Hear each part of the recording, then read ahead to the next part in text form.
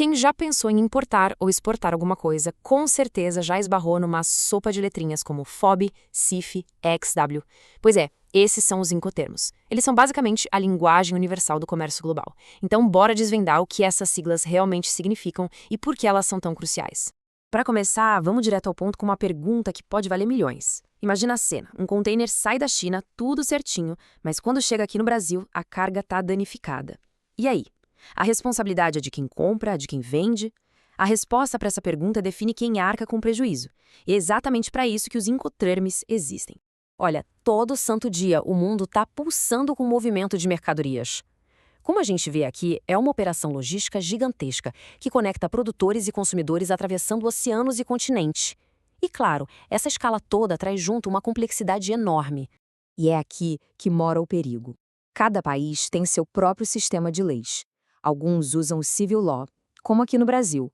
Outros usam o Common Law, como nos Estados Unidos. Quando dá algum problema, qual lei vale? Essa incerteza toda é um prato cheio para disputas que custam caro. Aí começam as perguntas, né? Quem é que paga o frete? Quem contrata o seguro? Quem se vira com toda a papelada da alfândega? E a pergunta de ouro: em que ponto exato do caminho o risco passa da mão do vendedor para a mão do comprador? E para resolver todo esse quebra-cabeça, surge uma solução que eu diria que é bem elegante e, o mais importante, aceita no mundo todo: os Incoterms. Eles funcionam como se fossem um dicionário, uma linguagem comum para todo mundo que participa do comércio internacional. Então, o que eles são na prática? Os Incoterms, que é a abreviação de Termos Internacionais de Comércio, são um conjunto de 11 regras bem claras, bem objetivas. E um detalhe importante: elas não são leis, tá? São cláusulas de contrato que as duas partes concordam em usar para deixar tudo preto no branco, sem espaço para dúvida. E essas regras não surgiram do nada, elas foram criadas e são atualizadas pela Câmara de Comércio Internacional, a CCI, que é uma baita autoridade global no assunto. O objetivo é exatamente esse: desarmar as bombas antes que elas explodam, sabe?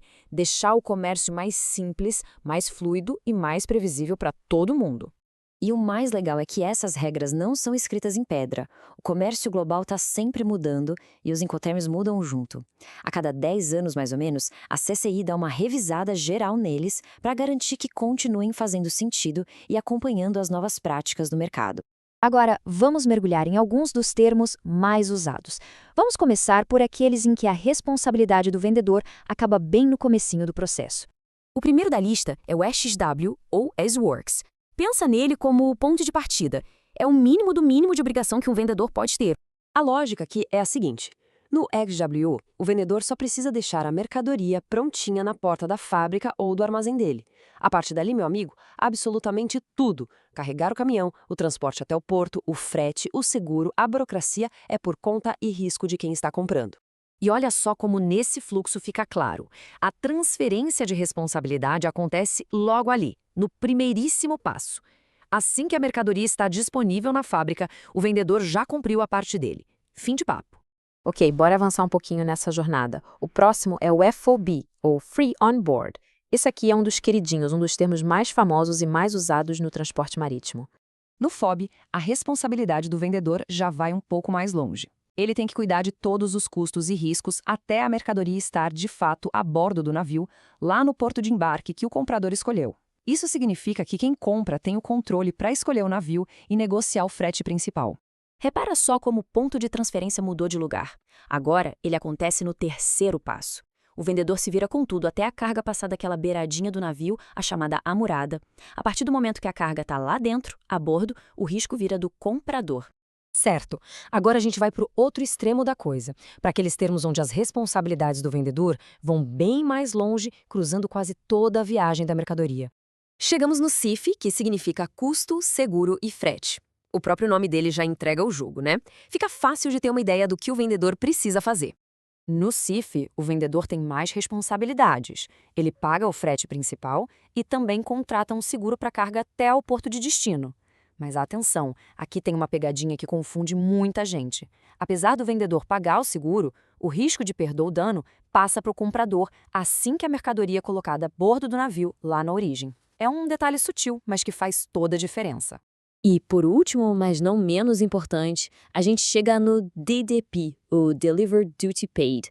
Esse aqui representa a responsabilidade máxima para o vendedor. É o pacote completo. Pensa no DDP como um serviço porta a porta de verdade. O vendedor é responsável por simplesmente tudo: frete, seguro, desembaraço na exportação e, o mais importante, também na importação. Isso inclui pagar todos os impostos e taxas lá no país de destino. É a opção mais mão na roda para quem compra e quer ter um preço final sem surpresas.